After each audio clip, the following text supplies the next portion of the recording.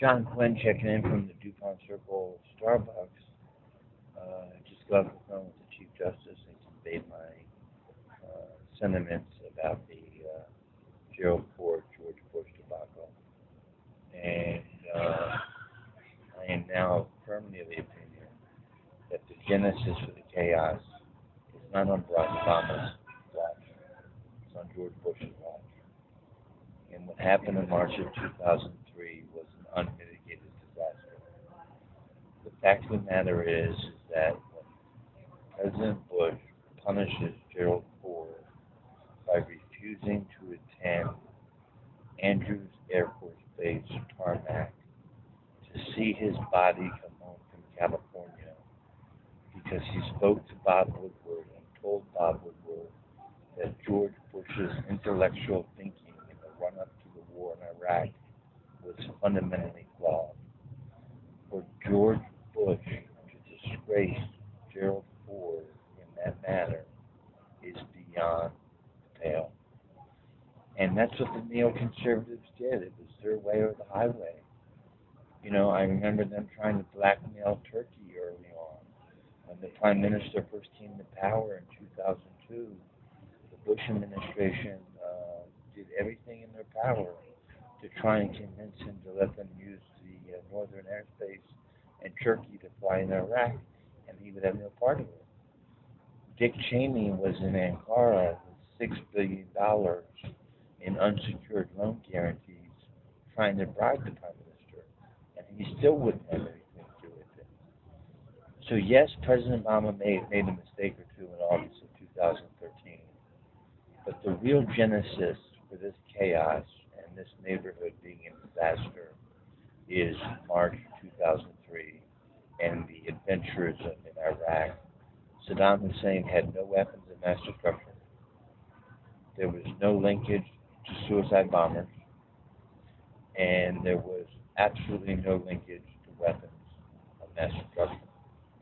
It was the worst war in the history of the United States, and geopolitically we're still paying the price for it. So President Obama has gotten a bum deal.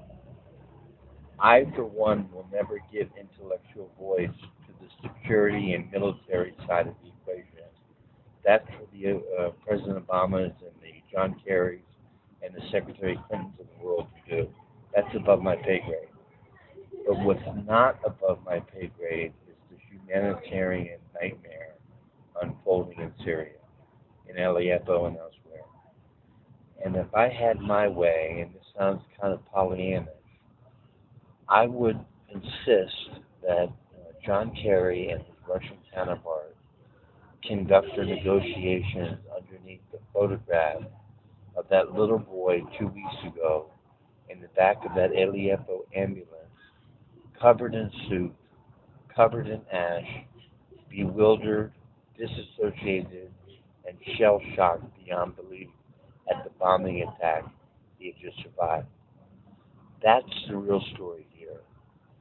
And while I may just be a high school graduate, it's my belief that something on the level of the Berlin airlift is going to be necessary for food, medicine, and other supplies to alleviate the suffering in Syria.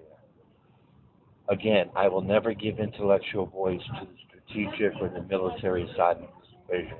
It's above my pay grade.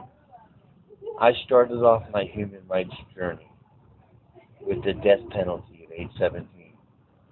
And I'm proud to say that in 2002, Paris Glendenny, with my signature on it, implemented a moratorium in the state of Maryland on future executions, pending the outcome of a study by the University of Maryland, which showed gross racial and geographic disparities. Let me give you an example. In Baltimore County, the state's attorney, who for years was a woman named Sandra O'Connor, she never met a capital case she didn't like. But in Baltimore City, somebody could be a serial killer and have 26 bodies in their backyard, and there would be no death penalty application. So we had both racial and geographic disparities, and with the racial, if a black man kills a white man, he was surely going to be tried capitally. If a white man killed a black man, chances were very remote that it would be a capital prosecution. So my credentials go back a long way. I know I don't have any friends in Washington. I know that I'm not cared for. I know I'm marginalized, and I'm on the sidelines, and I'm on the fringes of society. But I'm not a bad person, and I love my country very much, and believe in the institutions of this government, and believe very much that I'm a member of the collective human family. And part and parcel of the responsibility of being a member of the human family is nurturing and cultivating your fellow member when they're in distress, when they're struggling, when they're having problems, when they're stuck in some sort of intractable problem. We have, for lack of a better word, using the Christian adage, we are our brother's keeper. And the human family means a great deal to me. And one of the things that Homeland Security has been most successful at is completely marginalizing me from the human family. I got a diagnosis today of COPD. I'm in pulmonary distress, and it is my belief that I'll be dead by my birthday on June 8th of next year. For the record, historically, let there be no mistake about this point.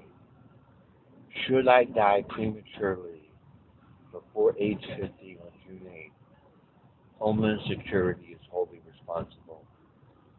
24 years of abuse in mind, in body, in spirit, nutritionally, medically, psychological torture has taken a toll on my body.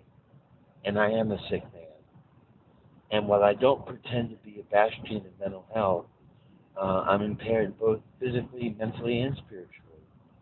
And anybody, given what I've been through with Homeland Security, would be impaired.